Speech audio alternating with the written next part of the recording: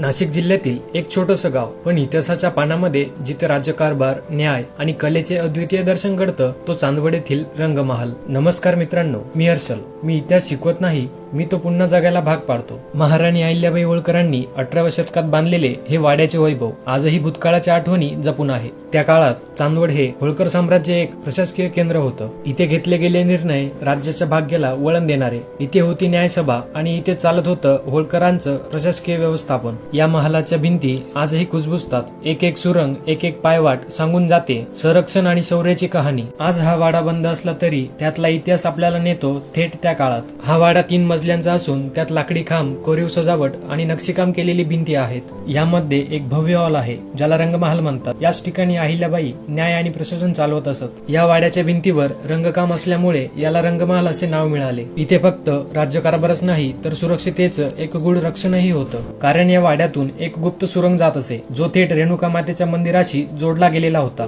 या बोगद्यातून संकट काळात राणी व अधिकारी सुटू शकायचे. ही होती मराठ्यांची हुशारी आणि दूरदृष्टी.